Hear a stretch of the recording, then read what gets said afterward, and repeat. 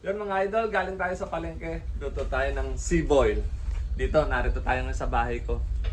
Ayan o. Misis ko. Hey. Ito nga pala yung panganay ko. Ayan, kakain na siya o. Ayan o. Ano yung Oh. mukha ko? Oh, sarap. Ito nga pala yung ating pinamili. Tara, tingnan nyo. Bumili tayo ng pusit. Tahong. 50 ah. At saka bumili tayo ng shrimp. Ayan. Luto tayo ng boiled seafood. Ito, hugasan natin yung hipon na galing sa palengke. Ito yung hipon. Ito yung hipon natin binili. Ayan. Ayan. Yung hipon natin binili, mga idol. Lalaki niya, no? Tutuloy natin yan. Hugasan muna natin syempre. Ito yung ating mga nahugasan na.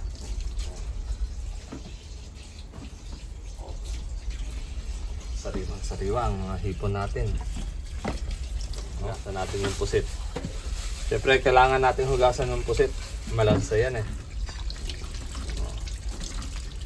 Ito yung mga pusit natin nabili. Ano? Ayan mga pusit. Yes, yan, naluto to. Oh. Okay. Ayan. Pusit natin, oh. Ayan, pusit natin, oh. Tahong. Mussel. Mussel shell. O tahong. Binili lang natin to sa palengke, mga idol.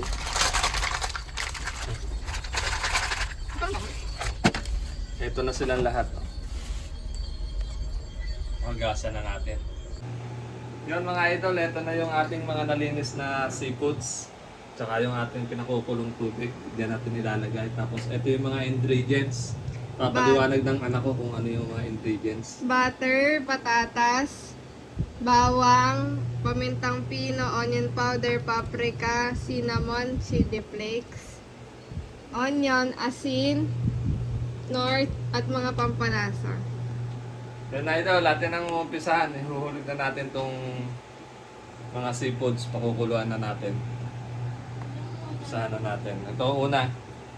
Hipon muna. Yan. Lagay na natin yan. Dahan-dahan mga idol ah. Yan. Unahin muna natin yung hipon. Mas maluto. Ayan. Tapos ito. Lagay na natin to. Pagsasama-samahin lang natin. Ayan. Ito. Yan. Sarap nga. Mga idol, maya-maya abangan nyo yung pag naluto to. Pakuluan muna natin. Nalagyan natin ng asin. Pampalasa. Tapos, hahaluin natin.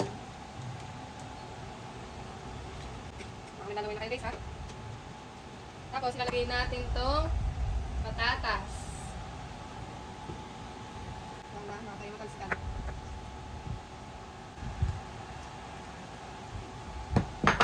Hahaluin natin.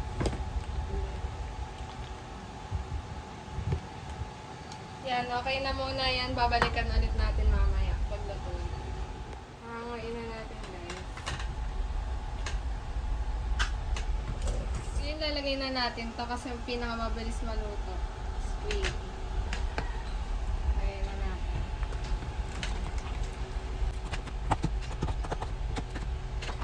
Niluluto ka ulit. Ito na yung mga nahangon natin kanina.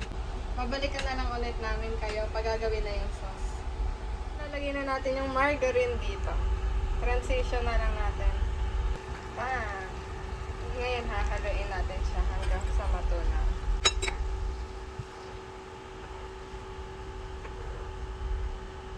Hintayin muna natin siyang matunaw. Ngayong tunaw na siya, ilalagay na natin tong bawang at sibuyas. Una bawang muna. Sunod, lalagay natin tong sibuyas. Tapos, hahaluin na lang natin siya. Tapos, intayin natin guys mag golden brown yung butter bago natin ilagay ang mga seasoning natin. Ayan, ilalagay na natin yung ating mga seasoning.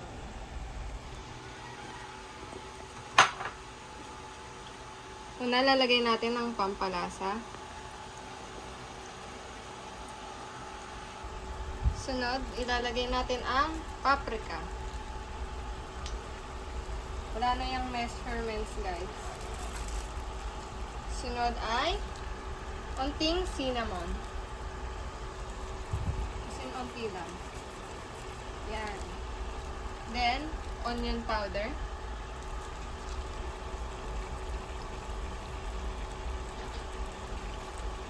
Kalahati lang ng ating inilagay.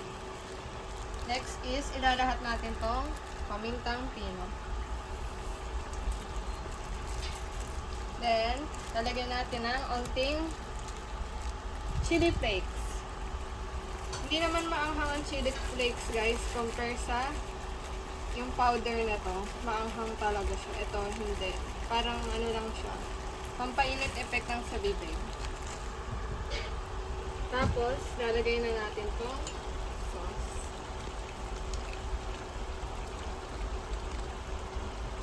Then, after nyan, hahalo-haluin lang natin hanggang maluto.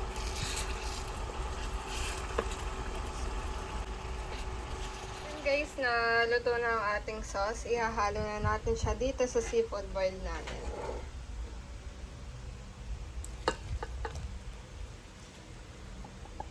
Sarap yan, guys.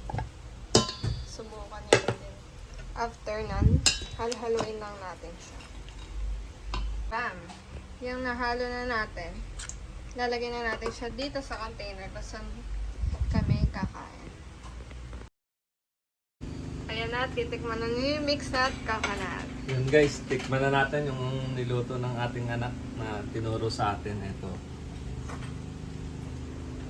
Anong tawag dito? Seafood boil. Seafood boil yan. Tikman natin, this is it. Kung anong lasa. Tikman natin tong squid na hiniwa-hiwa.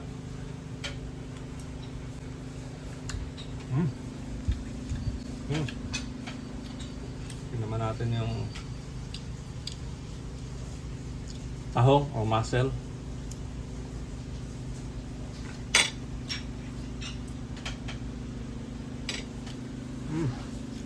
Goods. Seafood boil.